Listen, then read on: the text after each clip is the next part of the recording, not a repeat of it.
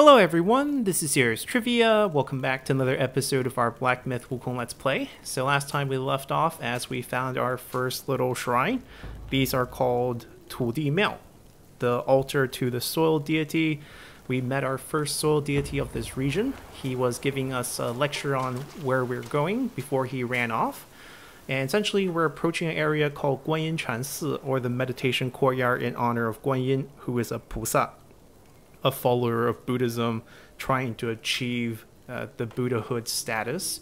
And Guanyin, as we mentioned before, means the one who perceives all the sounds of the world. So she hears all the suffering, and thus she represents compassion. And this is a site from the original novel. As a matter of fact, it's the first monster that Wukong fights in the novel after joining the Tang monk. And this monster is a black bear, the Black Wind monster, which is the stage name as well. And this temple is not where the bear is from, but a group of Buddhist monk is actually, residing in this meditation shrine. And about 20 li, or that would be about 10 kilometers to the south, is a cave. Ooh, I got slashed. Where this bear monster lives. We have a new monster. The one with the shield. It's a little Captain Wolf. And we're going to check out the story. But before we do this, as we were saying, this is a temple with regular monks in it. And when Wukong and his master came on their way west, they were going to rest there that night. The monk, the leader of the abbey, or we can call it the abbot monk, is a very old monk. He lived till 270 years old when they came. And he was very prideful in that, he has a collection of cloaks, monk cloaks, called jiasha. And he has over 700 of them stored in like these big 40 chests. And he was, hearing that they're from the Tang dynasty. So they were saying, do you have any treasures with you to show off? They want to compare. And the Tang monk is very humble and doesn't want to show off wealth because that could present a danger, as he warns Wukong. But Wukong doesn't want to lose face. And he points out that his master has this very beautiful cloak gifted by the Chinese emperor. So he brings it out to show off to all the monks in this temple. And indeed, it was very good. It beats all 700 in the other monks' collection. And the other monk's very sad by this fact. He wants to own it. You can tell by the fact he has 700 that he's a hoarder. And definitely desire is something that plagues him. So he asked them if it's okay, since it's so late and he's so old, he can't see very well, if they can let him keep it in his room for the night so he can examine it closely. And as he borrows it for the night and takes a look at it, he's weeping at the fact that tomorrow he has to give it back and he doesn't get to keep this. And his students, the other monks in the monastery comes in, or in the temple comes in, and says, well, let's just kill them. One of his students says, we'll grab some swords, we'll just kill them tonight, and you can keep it. And the other student says, well, the human, the Tang monk, looks like he's easy to kill, but the monkey looks tough. So how about we burn them alive by just basically torching their room that they're sleeping in, and by the next day we can say it's just an accidental fire, and since they're dead, we get to keep the cloak. So that was their plan. So they torch up, the house, but as they're moving sort of firewood to light the fire, Wukong wakes up because he's very alert, and he sees them trying to burn them alive. So he flies up to the heaven, to the 4 heavenly kings, the one in the south gate, which I think it's Guangmu, and he borrows this, basically a bell, like a metal bell, but it's a magical item. You can use it to cover, it's a giant metal bell, they're titans. You can use it to cover an area, and it's fireproof. So he borrows this, protects his master, while he floats in the air, and purposely borrows the wind, so to blow the fire back at these monks who are trying to burn them alive, and he torches pretty much the whole place. And as this fire was really big, because Wukong was, adding a lot of wind to the fire, the monster nearby sees this light, and he can transform himself into a black wind, flies in, and he wants to save the abbey because he's friends with the abbot, the 270-year-old. And the reason why he's 270 is because he's learning breathing techniques from this monster, and that's why it's extending his life. So they're friends. And as he comes to the abbey and goes to the room of his friend during this fire trying to save him, he noticed the glowing jiasha, the cloak, the treasure. So he snatches that and brings it back to his cave, ignoring the fire. The next morning, Wukong and his master comes out unharmed. Everyone's shocked because the fire was so big, they thought they would have been dead for sure. And they get really scared, and Wukong obviously shows off that he's really strong and asks the abbot, "Where's our cloak?" And the abbot doesn't know the monster came. He came in as a wind and just took the cloak, and he doesn't have a cloak to give them back. So out of desperation and knowing that, they're so powerful the fire didn't hurt them, he commits suicide. He bashes his head into the wall and dies there. And then Wukong finds out, there's a monster nearby, and that's most likely him. So he goes and fights the monster. They fight to a draw. So the bear monster is quite strong, and Wukong has to go to Guanyin Pusa. And he thinks of the Guanyin Pusa because this temple is in her honor, so she definitely knows this temple exists. They're praying to her, essentially. And the fact that she's the one who convinced the Tang Emperor and the Tang monk to commit this journey. So she comes in and she sees the bear. She thinks, well, he's quite talented, and he has been listening to all these Buddhist monk talk for all these years, 270 years plus. And she think, maybe there's a chance he can get enlightened. So instead of killing this monster, she snatches him, brings him back to the southern seas where she resides, and have him defend one of her islands. And now we see that the bear came back. We saw it in the wolf story, and the bear thinks he's enlightened, but he's doing bad things again. The temple has been rebuilt, but no one's coming anymore. You can see all the dead people, the skulls on the ground, because people don't believe in this temple anymore. 香火, 香火 means incense fire. People coming in to burn incense, offering their prayers. You pay for those incense. That's sort of how you donate to these temples. And they don't have that anymore because the people nearby, don't believe in them anymore because they did bad deeds. They worked with monsters in the past. And that's basically the story there. Now we have the Captain Wolf. Seems like we have the black bear coming back from the South Sea. He says he has learned from the Pusa, and he's learned the ability to revive the dead. The monsters nearby hears this and is eager to come join him to learn from him because they want these abilities too, which is why we have all these wolf, and there's also snakes here as well, all joining him, as well as a cow, which we'll see very soon as well. Essentially, all the different animal monsters are here to work under this black bear boss who has returned, and they want to make him happy so that he can teach them the way to get enlightened Buddhism. And this particular wolf monster is the most diligent. He would go out to scout before the sun would come up, and even late at night he's doing extra work. And anytime he gets something good, he tributes it to the black bear monster. So he's so busy every time, doesn't have time to network, doesn't have time to make friends. No one has any impression of him because of this, to the point where people can't even call his name. He has an older brother who sees that even though he's working so hard, there's no signs he's going to get a promotion. So the older brother spends all his savings to buy him a spot closer to the boss during one of these assemblies where the boss is preaching, and so that he can get maybe noticed.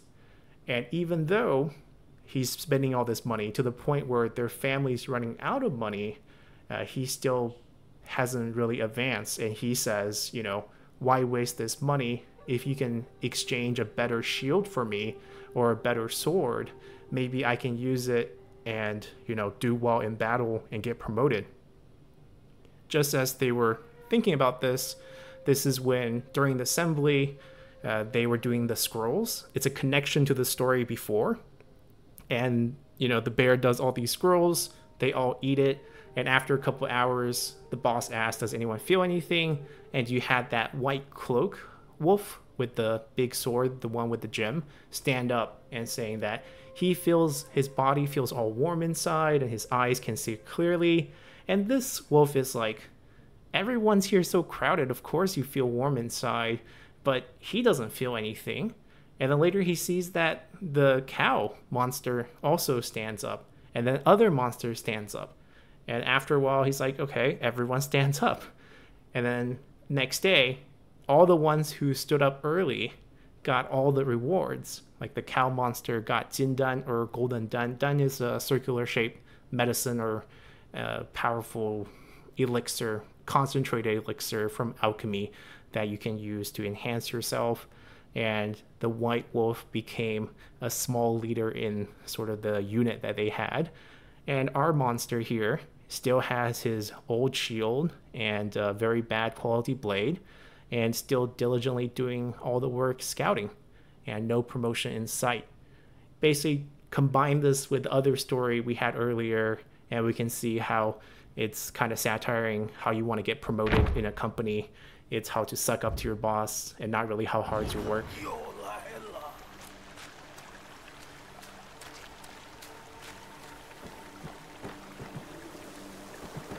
Now we do have an area that we can jump off. You can see there's a enemy right there.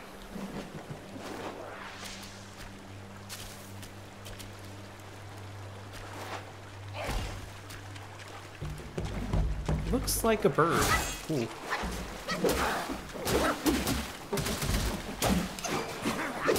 Looks like he has something in his cloak. We're kind of out of stamina. Rest up. That's basically your combat temple. Whenever you're out of stamina, you have to kind of take a break. Ow. Alright, we'll take a drink.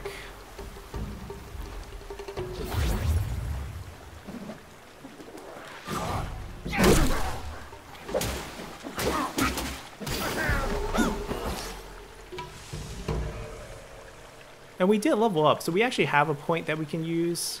Let's see what collectible we have nearby. That looks like just a little bit more will. Yep. I think this is the edge here. Another herb. This is so basically Lingzhi. Lingzhi is a type of fungi, also like Jensen. It's a medicinal use. You can think of it as superfood.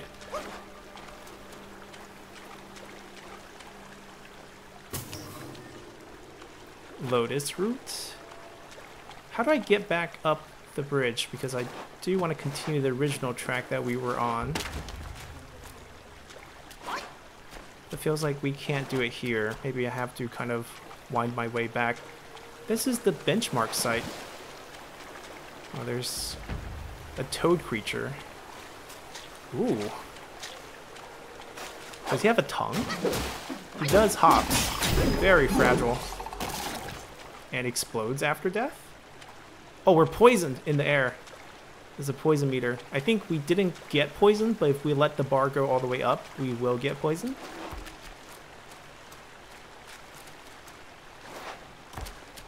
Can I not get back onto that bridge anymore? Feels like we can't go down. I can always teleport back to... Oh, never mind. Hold on. Another shield wolf monster. So if he can climb that, we can probably climb that. Let me charge this. That debris is blocking us.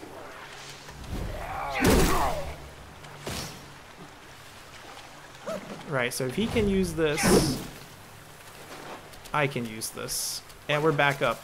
Perfect.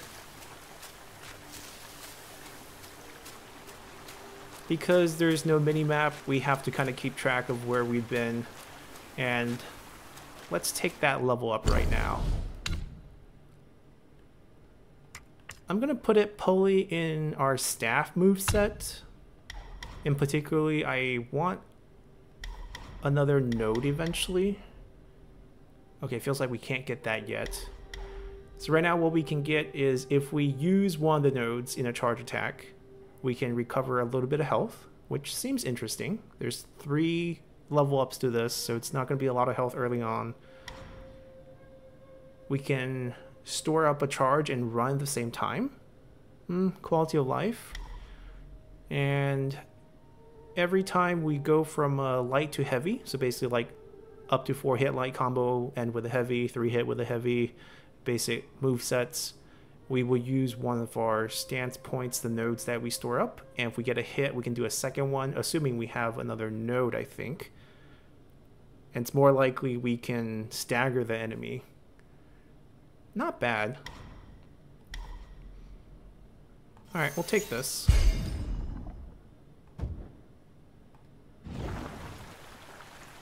And I think we also... Oh, we also have a new gourd from pre-ordering. So we have the old Hulu, or the old gourd, 4 uses. The new pre-order one has 5 use, and when it's full, the first drink will give us full health. Doesn't matter what liquor we have inside. So definitely a more powerful version.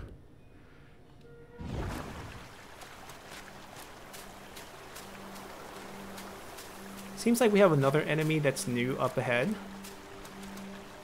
Oh, maybe not. Maybe it's the Brute. The Straw Man. Yeah, I think so. It's a wolf again.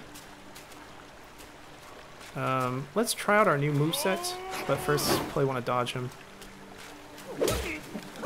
Chain it? Oh no, failed. He staggers on basics. There we go. There we go. That's the one. And we're now level 3. We don't get a free heal when we level up, it seems. I'm probably going to take this as well. Because it seems like when we're close by and we start charging, they automatically go into their attack. And this way we can have it charged and close the gap.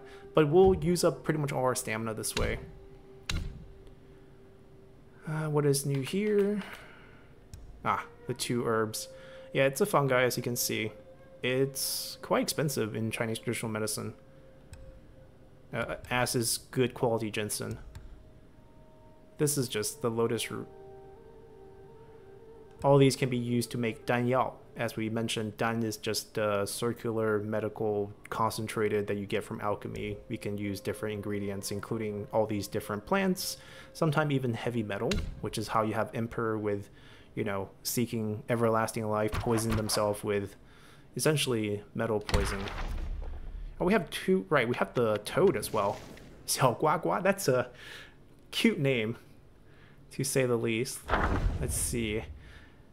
A couple days ago, 2 frogs are training together in a marsh. The smaller frog, so it's not a toad, it's a frog, is bullied quite a bit. The big frog always comes out and try to stand up for him, and they become good friends this way. One day, Bo Li Galang. I think that's the name of one of the frogs. Bo Li Galang.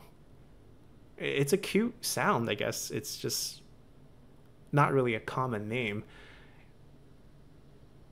Oh, maybe it's not a frog, but whoever this Bo Li Galang is, it's a name, wants to pick one of the frogs to become a captain. And everyone's fighting for this chance. The strong, bigger frog and the very alert little frog, these 2 best friends, become the finalists. The other frogs are pretty jealous and, you know, don't feel like they deserve it, but no one's going to say anything. Then one day, the big and small frog, as finalists, are tasked with guarding Bo Li Galang's estate, his little cave. But one of the glass cups is broken for no reason, so no one knows why it broke. And they can't find out who did it. All the frogs, you know, are very loud, blaming that, you know, it must be them, because they're the ones who are on duty today. The big frog can't win the argument, so he fights all the other frogs who don't like them. All the other frogs says, you know, because he did it, he can't take the blame, so he got angry, now he's fighting us, so it must be him. The little frog on the side doesn't say anything. So the big frog is kind of mad that he's not coming out to, help him explain the situation, and start to suspect maybe it's the little frog who did it. And of course he's pissed because in the past when he gets bullied, he stands up for him, but now he feels like he's wrongfully blamed and the little frog's not saying anything. The little frog hesitates for a moment and then admits he broke the glass cup. The other frog doesn't believe it. Says, they're doing this on purpose. They're, not really focused on duty. And because of this, they should pay with their life. The little frog hears all this and start to panic and can't really hold his composure anymore and start to argue with them. As the argue sound become louder and louder, their stomach become bigger and bigger because when frogs croak, you can see the puffy cheek and stomach. And suddenly, a couple of the stomach breaks open and explode. And the blood and the flesh, it's on everyone's faces. Everyone's dirty. That's the end of the story. This is definitely another one of those allegories. It's basically saying, like, when you have this incident that has, like, no proof of anyone doing anything, where people just argue over it, everyone has blood on their hands, essentially. I wonder if there's like a connection, like we will get like a Bully Galan story in the future, because I definitely feel like if there's a named boss or name monster, it must be a boss later on. We'll see. And then we have, Xiangke. It's a raven monster. And pretty much like a lot of other cultures, ravens are believed to be, creatures of wisdom. And it says, legends say, the ravens that stay near temples, because they hear the prayers and scriptures all day long, they're easier to gain power. And they gain the power of prediction and fortune telling. Because of this, some of these, you can see how they're dressed. They go out and they basically become fortune tellers. They'll put up a sign in front of these temples, and they will use their beaks to pick out one of the bamboo slips where you pray. Essentially, you have a little jar, and you have a bunch of little slits of bamboo. Each have a code on them, or sometimes it's just a number. And you would usually shake them until one falls out. And then you match the number to a fortune. So imagine like a fortune telling paper that's stored in the temple. And whatever number, your destiny picked out, you get that fortune. And here, the raven's going to use their beak to pick one out for you. And basically they are helping you tell your fortune. This particular fortune-telling raven was a domesticated one. And he was trained to kind of communicate with the fortune-telling bamboo sticks. One day,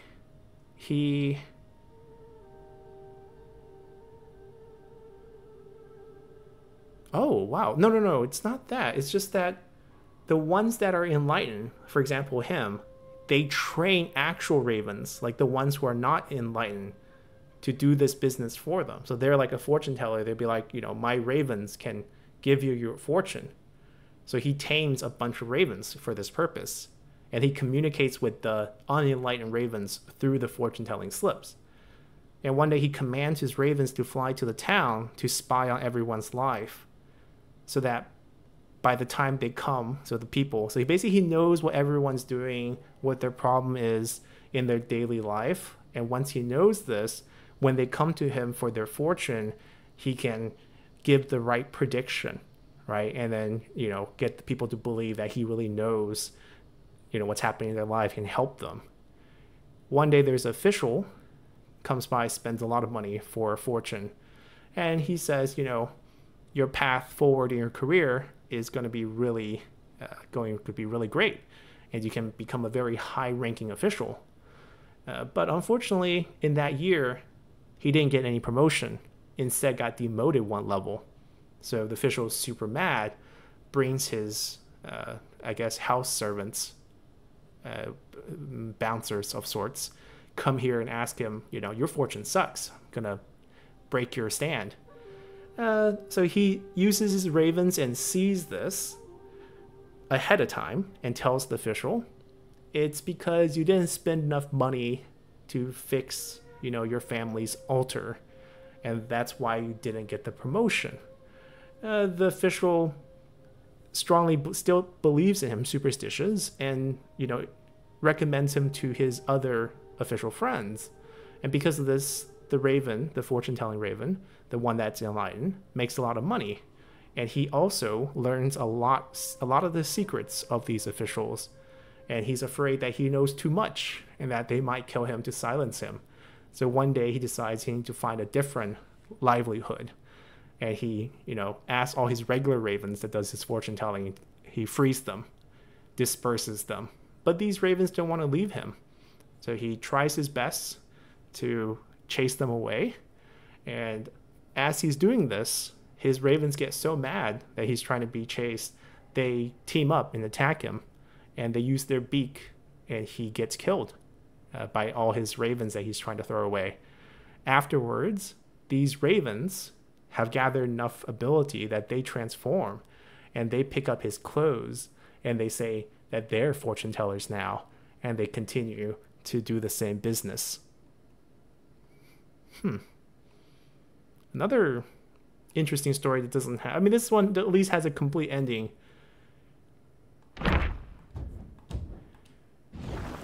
It's like frauds getting punished of sorts. I think we were going this way. Another fungi to gather. Ooh, big open space. I smell some potential fights, perhaps.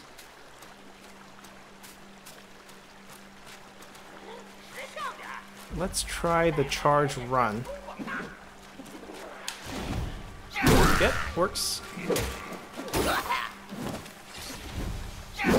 And that's the heavy combo that we learned as well.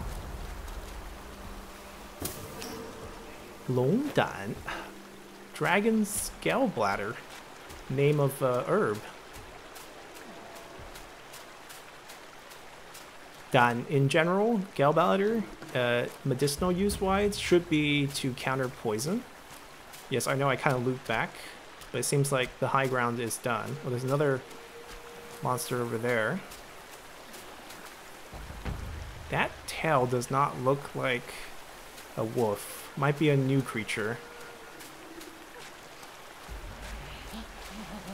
Oh, isn't that a monkey? A bamboo?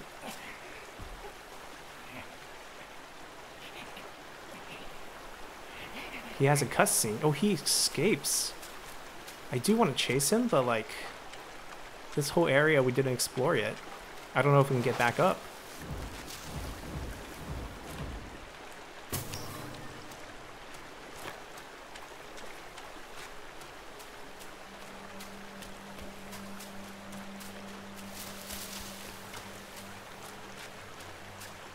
That's another wolf. Oh, two of them.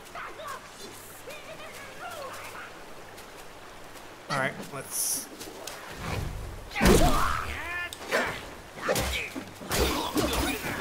It's a regular scout and the sword. And they're guarding this? Or they're just chilling? Alright, I don't think we can get down that way.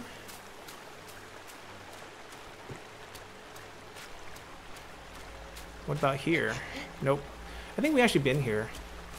This is where we got back up after we hopped down. Alright, let's move on.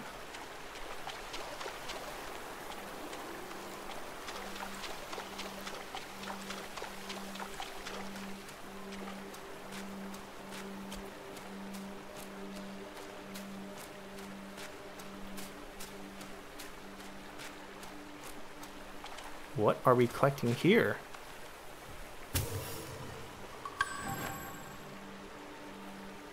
It's a mission item. That creature, It's probably a bamboo. It left this here? Wait, wrong button. Smells really bad. Pretty colorful. It's hidden in the Buddha head. No idea what it does. That's what it says. No idea what it does. But it's probably going to unlock some areas here in the stage. Pretty much all the hidden areas and whatnot requires plot items or interactions with certain collecting, I guess here. Why can't we jump down? Wait, he jumped down from here. This is blocked.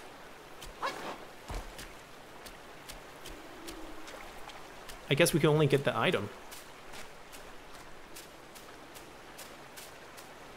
Maybe we'll see him again later. Yeah, can't get down.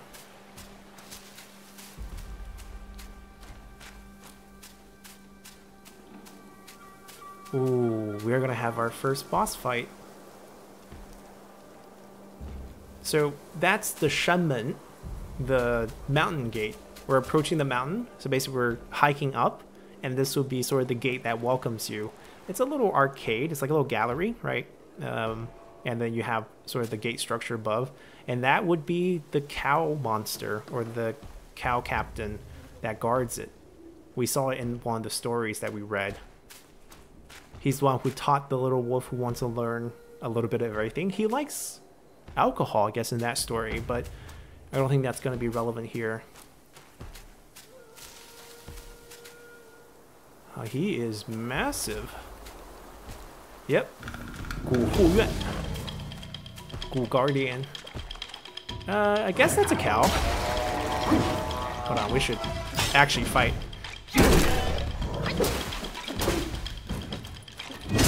Ooh, did not dodge that. Should I drink up? But oh, I guess the first drink's already gone. Ooh, there's a third one. Okay, let's back it up and have a drink. And we'll charge it up. Ooh, he's down.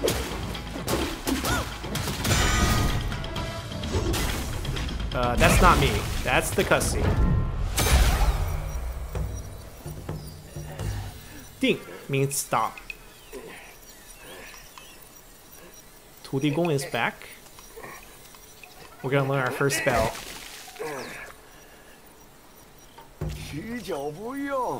Long time no use. Happy to see that it still works.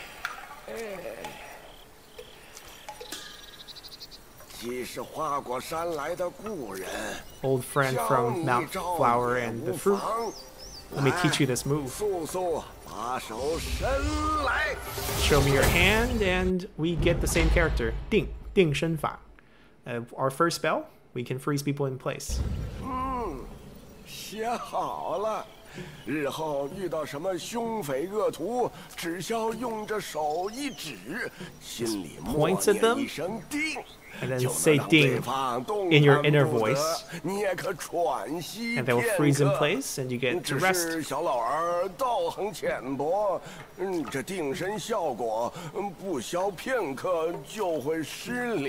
He says he's not powerful enough to teach you like a strong version, so the version he can teach you is only going to last a little bit. Like his ability obviously lasted a long time.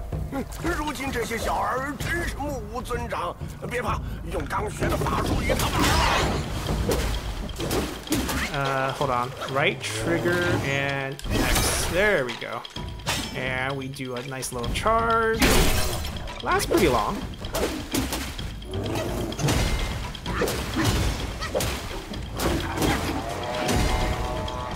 Oh, we need our stamina back.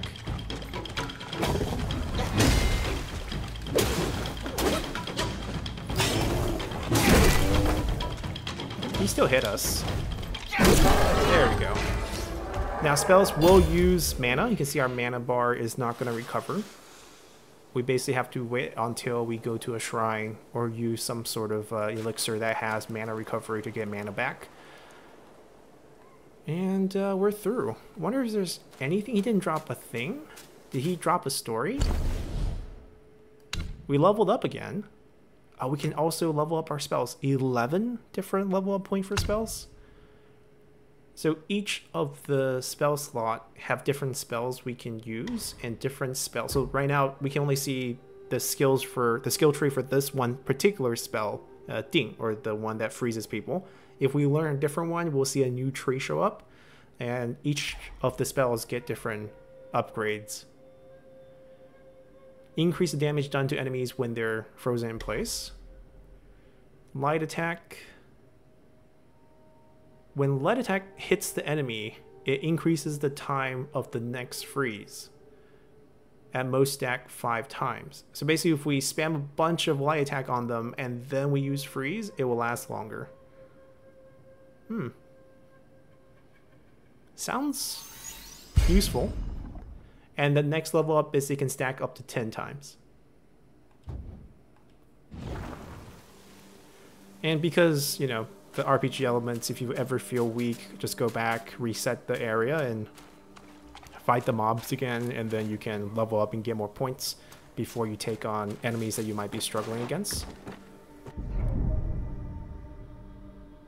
We got a meditation point.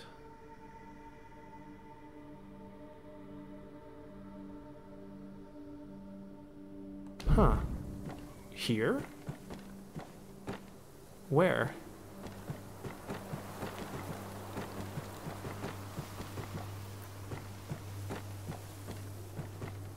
Oh, maybe up ahead. I don't see anything glowing here that we can interact with.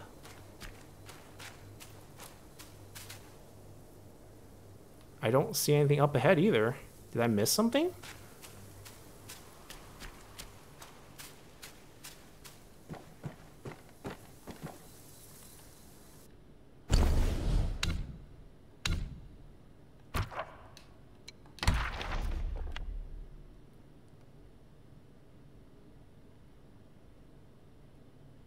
I feel like we haven't seen this point yet. We have our first elite. 古护院. Shenmenshi, the one in charge of the mountain gate. It's a job that no one likes. You know, have to use a lot of energy and no one cares about you.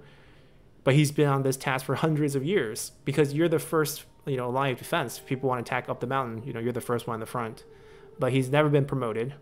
But he has never complained about this because he looks up to the boss. And the boss frequently gives him Danyao, as we said, sort of the concentrate medicine. So he's pretty content. He keeps the Danyao in a gold-covered wooden case. I wonder if we can find this case. And then he wraps the case in more silk wrap. Every day he takes, you know, his medicine or his little concentrate. And he also will wash his hands. He will burn incense. He'll pray to the gods. Wow. So a lot of different monsters in the mountain has gotten these, you know, concentrates before, but no one know that he was so careful, you know, meticulous with how he keeps it and uses it. So one day a smaller creature comes by and asks him, you know, guarding the mountain gate, it's so tiresome. How are you still so energetic? And Gu Huyan honestly answered, because I take the concentrate the boss gives me, and that feels like endless energy. You guys can eat more of it too, and you'd be like me. And the little monster says, well, I had some before, but no one thinks there's any effect. It's so strange that you would, you know, praise it. Perhaps maybe the boss gives you some special one or better ones than the ones we have. The guardian hears this and be like, it's not possible. They're handed out together, you know, by sort of the lieutenants of the boss. You get it all together. So how does, you know, no one's going to like say, this one's yours, this one's mine. It doesn't feel like he gets special treatment. But the smaller monsters don't believe it and wants to exchange the medicine that they have, the concentrate, with his. And after they exchange it, the small monster still feels like it's useless. Well, the bull guardian here still feels energetic. Everyone says, 傻人有傻福. This is a pretty common Chinese idiom. It means the dumb people have dumb luck. And perhaps because he's so hardworking and doesn't complain, it's like happy in a, you know, thankless job, that he gets this fortunate bestow on him of getting energy from these concentrate that seems to have no effect on anyone else. And perhaps it's actually his zealous support or zealous belief in the boss that's what's actually given him that sort of placebo effect of being energetic from eating the medicine the boss gives him. Well, he wasn't too tough. Looks like the stage is going to open up a little bit here. And we got a bunny.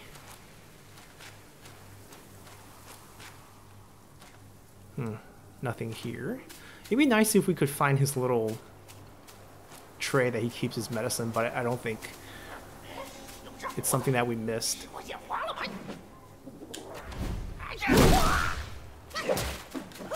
I like the knockdown. Makes the fights a lot easier. Yeah, it looks like the path divides quite a bit here. It's another one of those white cloak sword master wolves. And there's something else next to him. Oh, I think that's just a collectible, one of the fun guys. Charge it, run, and let it go. And he's just dead.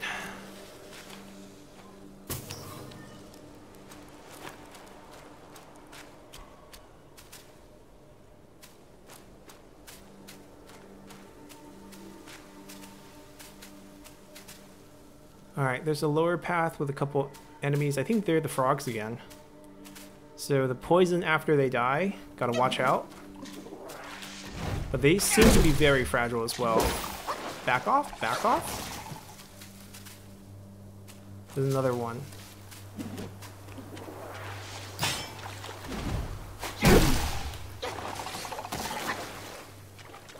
We should either drink up or...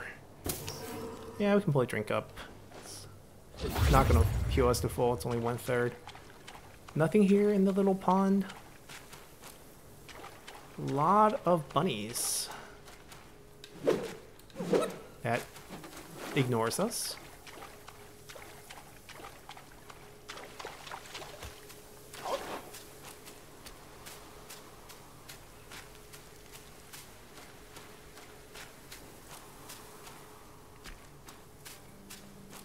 Wait, is that?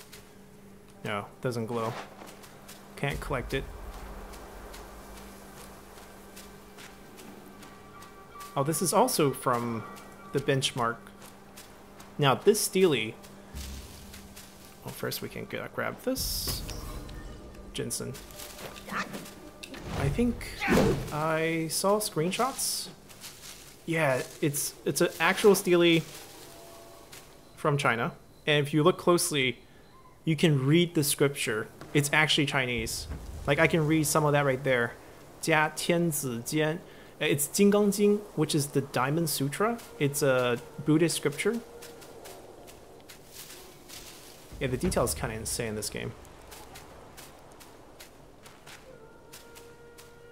Oh, so I think we get the overhead look over the Guanyin courtyard, the meditation, the little temple that we're going to, because that's what the benchmark did, right? We go up and then turn right, and we should see it. The monster up there. Ooh, look at that sculpture. Feels like there's a small Buddha, and then behind it, it looks like almost a demon or like a Sura. Yeah, there we go. That's the Guanyin chancellor that we're trying to go to right there. But we obviously have to go this way. Oh, there's another statue here.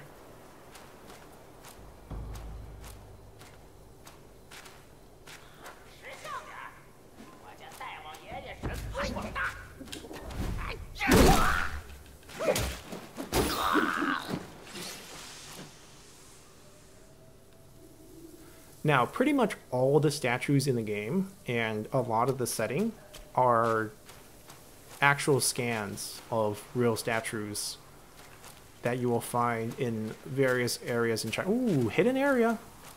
Okay, so whenever there's a light like this, it means there's a Tudi Miao, or one of the little shrines with a save point. But let's not go there first because this area is unexplored.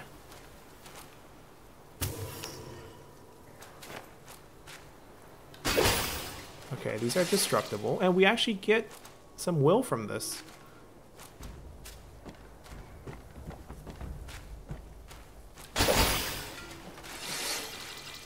quite a few will from this. We just broke the gong. That's the spot, the meditation spot we saw earlier. Alright, let's meditate, and I think we get a level up point for doing this. And also get to enjoy the scenery.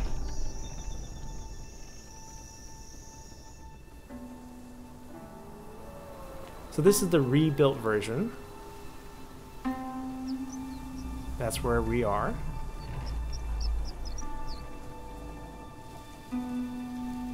The thing next to that is a Boshan Lu. It's an incense pot. So the top, you can open it, and you put a layer of incense on top, and it wouldn't be the incense stick that we saw earlier. We got a level up point.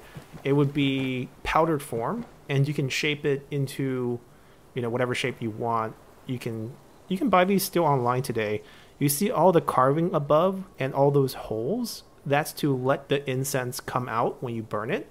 And you shape it in a continuous line, whatever pattern you want. And then when you light one end, instead of burning an incense stick from up to down, it goes according to the pattern that you laid out inside that, essentially a bronze urn. And super decorative. You can see the little character underneath it. And you burn it so that when you meditate, you smell the incense and it calms you, essentially. Now, do we drop? No way, right? That's like fall to your death type of height. Yeah, I think we're supposed to go this way because the pathing to the Tulimao makes sense too. Just don't want to miss anything. I think we're fine. I think we have everything. And we can always come back. I think there's only one thing you can potentially miss in the first stage. We'll talk about it when we do get there. What is this? Someone framed some writing and then they carved bamboo next to it. Another Buddha statue.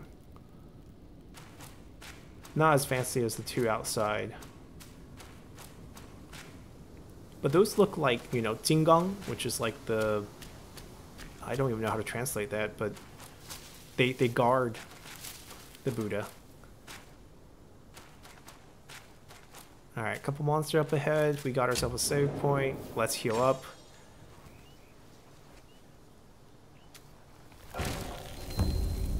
And we got a new thing. Currency. We can buy.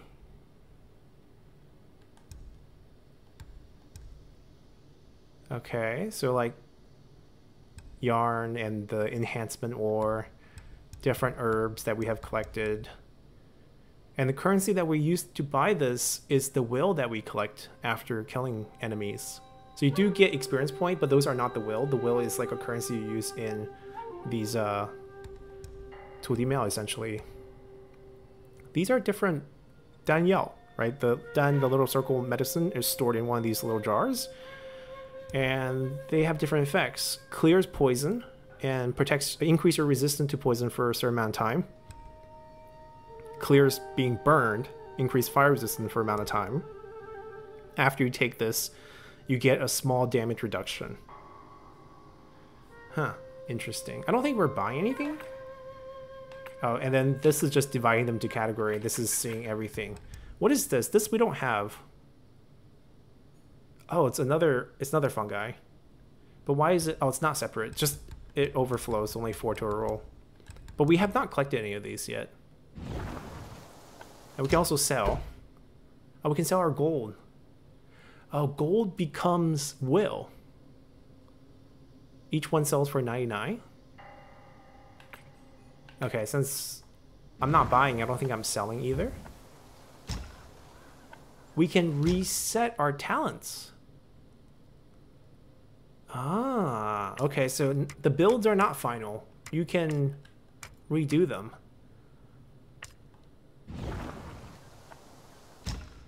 And we can set our spell bar, basically, which skills we have. We currently only have 1 spell, so it's not relevant to us at all.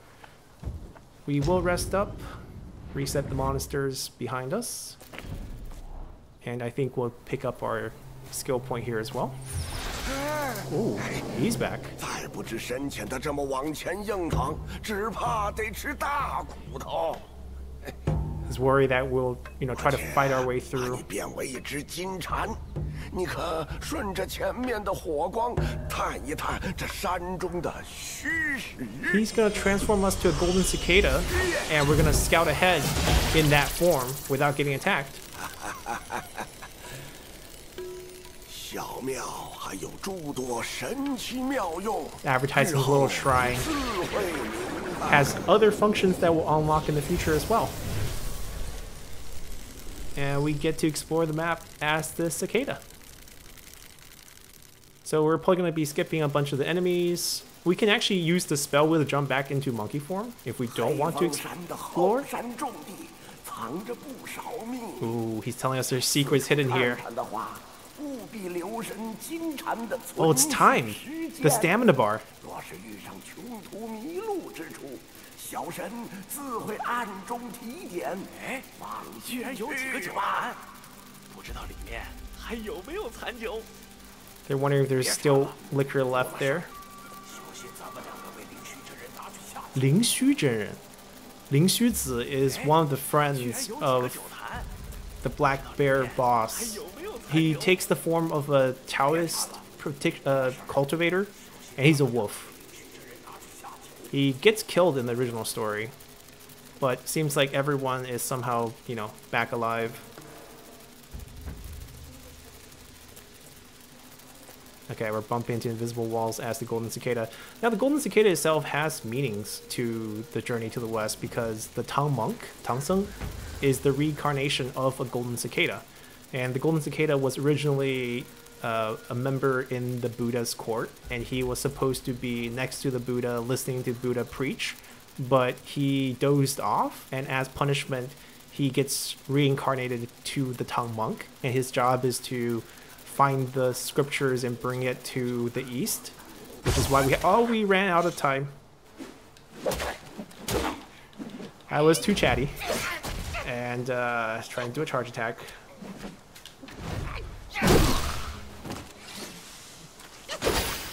That's fine. We'll fight our way through.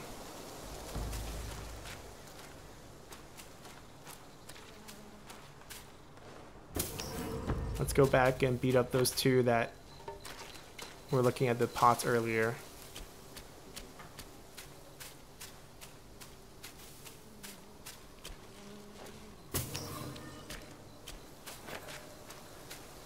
So for everyone who's seen the early teasers, the game release a couple years ago, we already... Oh, I don't want to use that, but I didn't want to use any of that. Ooh.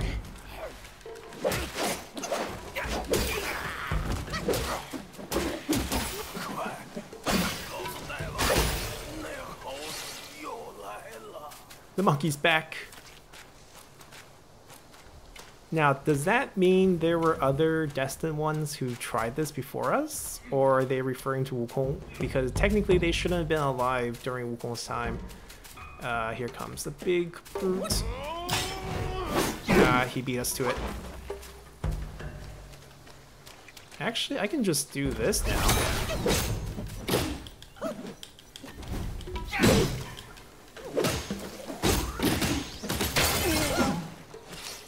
They freeze for a long time. Maybe it's because it's a mob?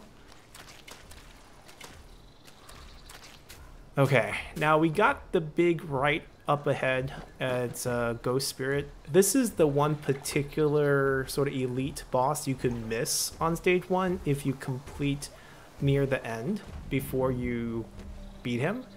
Essentially, he's the ghost of the previous abbot that we talked about, the 270-year-old who suicided when he couldn't give us the cloak.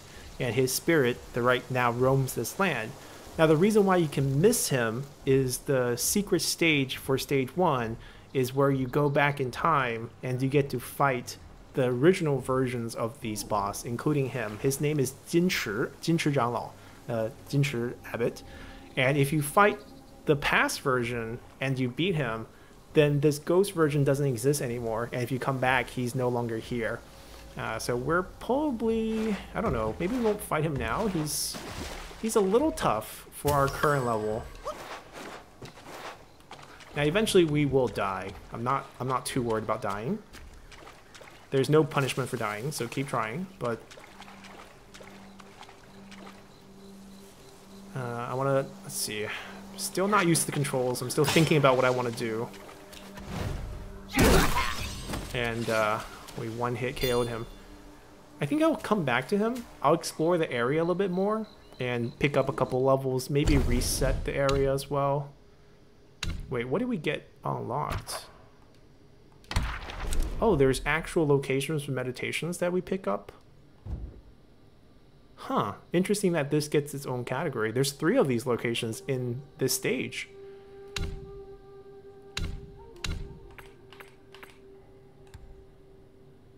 We got a fancy version. You can see the bar underneath for rarity. So when we collect, they look the same, but there's like the regular version, which is this, and this is the fancy version. I guess it has better effects, or maybe it's used as an ingredient to make better done.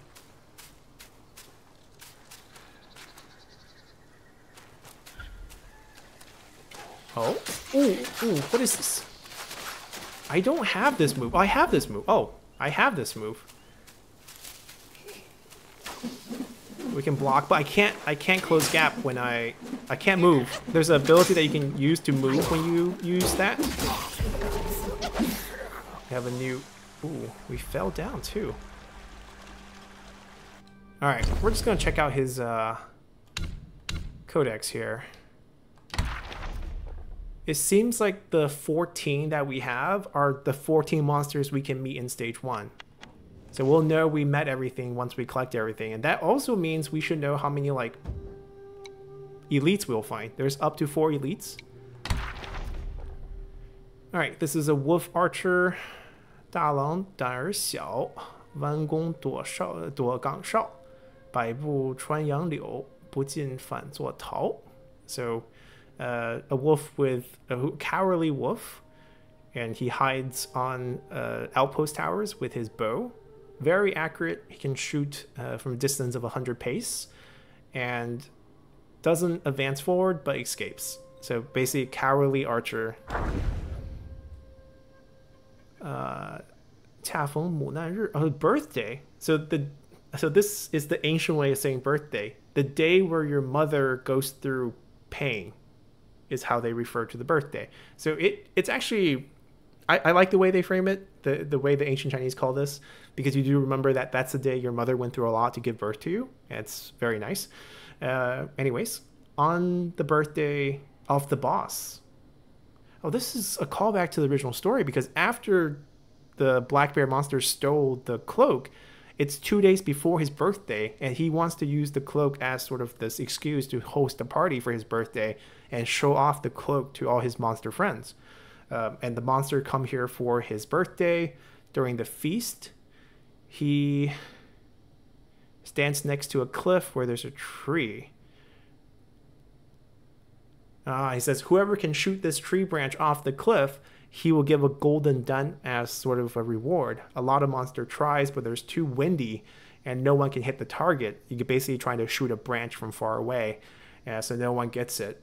But there's an old wolf in the feast who's very good with archery. He's also very careful and very low-key. Doesn't want to kind of show off in instances like this. And he was just, drinking, eating, having fun at the feast himself. But a lot of the other monsters know he's a good archer and trying to push him to go try. And he politely rejects, but everyone's trying to rile him up. Be like, you're the best archer, you can do it, go try it out. So he's old, he's skinny, he walks very slowly. All the other little monsters sees this and laugh at him. So, he's not going to be able to do this. He looks so weak. And he doesn't get mad, casually grabs a bow, shoots an arrow, and boom, hits the target. Everyone cheers, and he gets rewarded. Everyone's super jealous, comes to, try to cheer him for the drink, trying to basically drink with him. And there's a couple little monster who had too much to drink and says, boss is such a generous person, And we heard Ling Xuzi, who we just heard the name earlier. It's the wolf monster who likes to transform himself into a Taoist. He knows alchemy, so he's the one who's cooking up all these dan. But even though he cooks up all these dan, he doesn't give it out to his followers, and he's kind of stingy.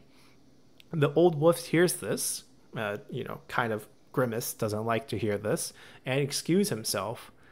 Some of the older monsters who knows the situation reminds the little monster, says, he was here a long time ago, so don't publicly, discuss his former master in front of him, and now you stirred up some trouble. The little monsters don't care. The next day, or a couple days later, the old wolf uses the excuse that these jindan, the golden concentrate medicine, is too expensive. It's not, he doesn't deserve it, and tries to return it. And all the monsters is kind of telling the little monster that it's time to apologize. The little monster who provoked him mentioned that his former boss is a little stingy. The little monster doesn't care, doesn't listen to it.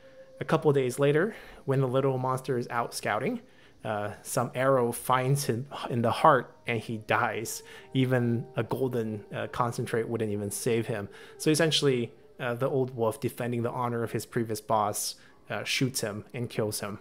No one can, kind of wrong his boss. Interesting story, but I don't like the fact that he was shooting at us. I'm pretty sure we were... Okay, I'm not sure we were here because I just saw another enemy.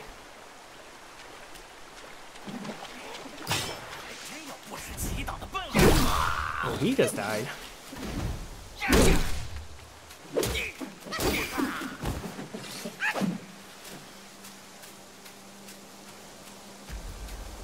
Is this a secret path? Oh, it's the waterfall. It's the waterfall.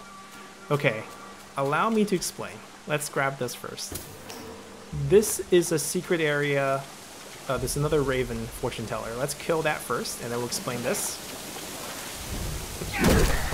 Oh, he is actually pretty tanky. A lot of health.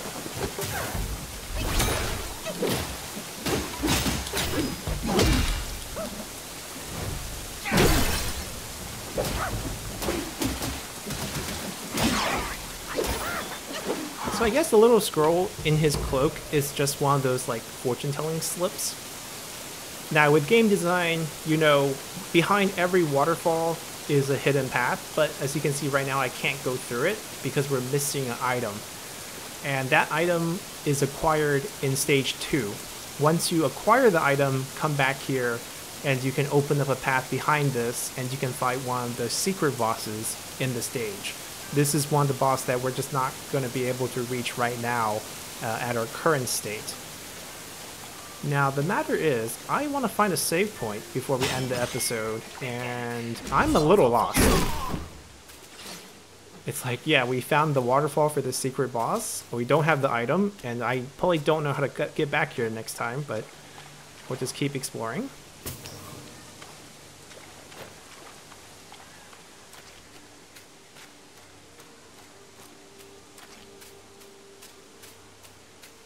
So if Ling Xuzi is in the story, he's one of the friends of the Black Bear boss, then we should also see the other friend who Wukong kills in the original novel, which is a white snake that likes to transform into the shape of a scholar.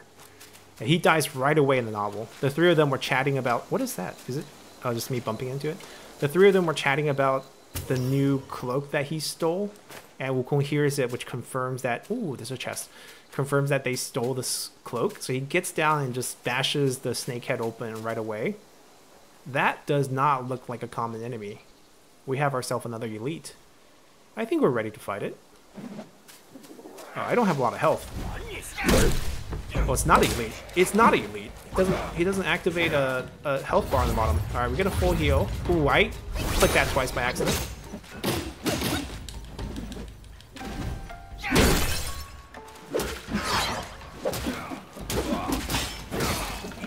Got a piece of us.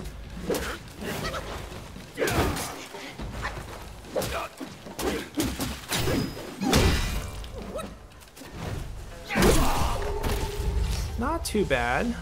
Who's this guy? Bandit leader. Human. Okay, in the past year, there was a young man from the village who was the Wuxian, so basically like a martial arts school. He's the drill master's son. His father likes to drink, and after he got drunk, he, you know, committed some crime.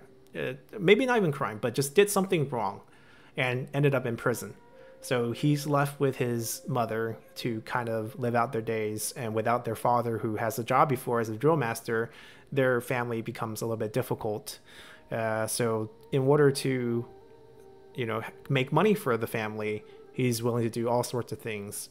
And after the villagers hears about this, they, you know, call them a very filial pious son for taking care of his mother once his father's gone. Now, a famine hits, and the two of them, the mother and the son, I guess the dad is just not coming out of prison, right? The dad's in prison, but it doesn't say what happens to him. So the mother and the son decides to go flee as refugees to find some relatives where they can live out their day, get some help. But on their way to meet their relative, they get attacked by a group of mountain bandits. And these guys have, you know, scars on their face, they have their weapons, and they just want money. But this family, already so poor, has no money, so they bow down and try to pray for mercy. The mountain band doesn't care and wants to kill them. The young guy sees that he's going to lose his life, fights, resists, you know, picks up a sword, was able to wrestle a sword from one of the bandits, closes his eyes, you know, and just slashes. Oh my God, wow. I'm reading the story as I translate. He slashes his mother. He kills his mom to surrender himself to the bandits, wants to join them, and uses the death of his mother as, you know, so I committed a crime, I killed someone, I'm going to be a bandit with you guys. So this is called like Toming Zhuang. This is pretty common. Like when you join a gang, they ask you to kill someone. And he does it on the spot. He kills his own mom. Wow. So now he's a bandit too. And everyone hears this, and everyone curses him as a terrible son. So previously everyone here, he takes care of the mother, and, you know, he's a filial pious son, but now he's a terrible son, of course. A couple years later, something mysterious happened, or something strange happened. In the middle of the night, all the bandits gets killed. All of them gets killed. Someone says a hero came by, or vigilante, and, you know, helped kill everyone. Some say there is a monster in the mountain who killed all of them, and, you know, it's their karma that they got killed. Everyone argues about what happened, but no one knows exactly what happens. And slowly this thing becomes, you know, an afterthought, until one day a person covered in blood runs back from the mountain, and he says he met a bunch of bandits in the mountain. Feels like they're human or monster, he's not sure, and there's a guy with a sword blocking their way, and he looks like that bad son that they had from the village a couple years ago, and it says he wants to help people escape their life. So he basically went crazy. I mean, he avenged, I guess, his mother, but he kind of killed the mother. Essentially he joins the bandits to save himself. A couple years later, he kills all the bandits and kind of turns crazy, carries a blade, stands in the middle of the road in the mountain, and scares people. So the guy with the blood running back, he's not the son. He's just someone who was in the mountain and got attacked and was able to escape with his life to tell the story. And we just killed the son. But I think the story does have a little bit of allegory in it. It's basically saying that, you know, in good times, you know, you're able to be filial pious, but if it's a bad time, you're kind of, you know, going to be doing bad stuff to survive.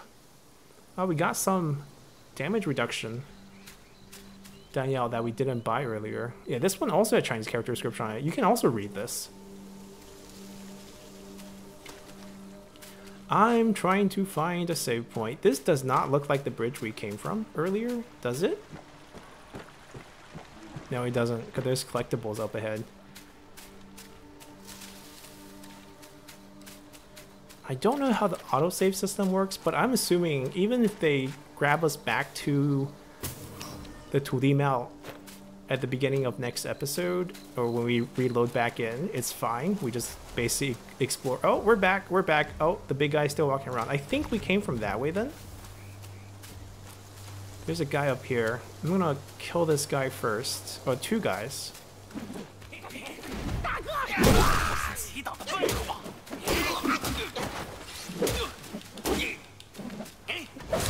Cool. Oh, we have 2 points that we haven't used. Oh, it's a wall of Buddha statues.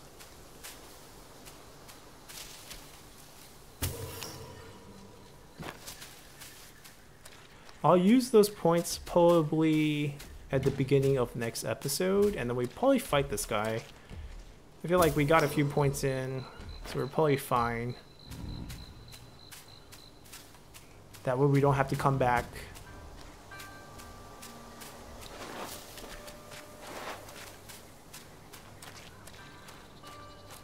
But it would be nice if we can find a save point. But it doesn't look like there's one close, or else we'll see those glowing gold marks. That's like the only... Oh. Nope, we're not going there. The voice asks, who is coming to disturb my meditation? Probably an elite. Maybe a boss? There's definitely more than one boss in the area as well.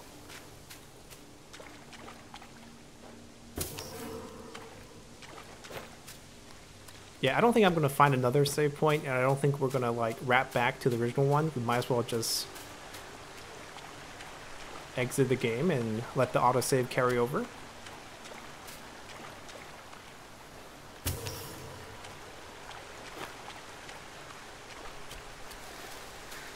I do know sometime when you collect, you could get, like this, a Jensen monster.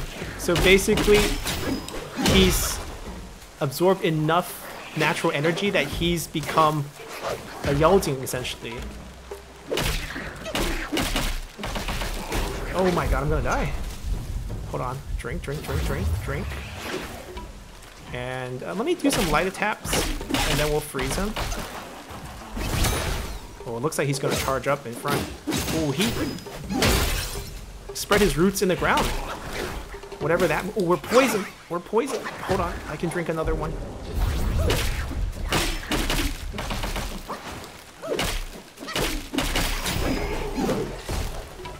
Ooh.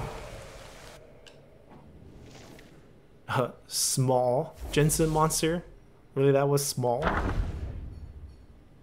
Ancient text says you can consume ginseng to extend your longevity. And that's why people eat it, especially ginseng that has grown a long time. So the older the ginseng is, the better the effect.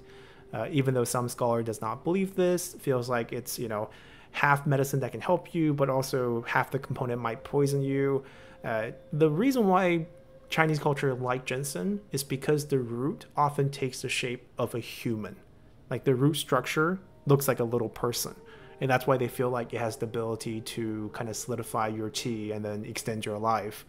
And then when you collect them, even today, if you are a ginseng farmer or I guess gatherer, you go to the mountain, you go try to find some ginseng. If you dig up one, and the more it looks like a human, the more value it has. Obviously, the bigger it is, the more, the longer it grown, the more years is on it, the more you can sell it for as well. But this seems like the story of just, it's been around for so long. Oh, right. This is telling the story of ginseng gatherers. Essentially, when they, you know, climb the mountain to look for ginseng, just like foragers for mushrooms as well, they might spot a ginseng plant. You can tell by the little red bead on top, right? When we gather, we see it too, or the shape of the leaf. They know that's a ginseng plant. But sometimes they look at the plant, they're like, this ginseng's too young, too small. But they want to remind themselves when they come back in the future, so they would tie a little red string to the stems. And when they come back later, they know if they might identify it by the red string, they can come back and gather it once it's more ripe or it grown bigger. And they say that this farmer or this gatherer did this, and when they came back and they tried to pull it, a monster came out, which is kind of what happened with us. And down it goes. All right, I think we're just going to end our episode here. We're not going to find a proper save point, but we'll come back. Oh, we're still poisoned.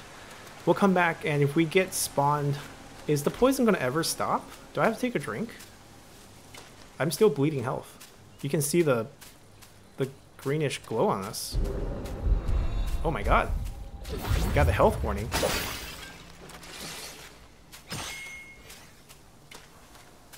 I'm still poisoned? We're out of mana as well. This is not looking great.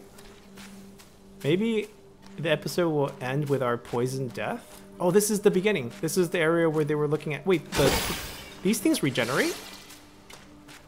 Alright, let's see if we can dash back to a save point. I feel the poison's gone. Yeah, it's gone. There we go.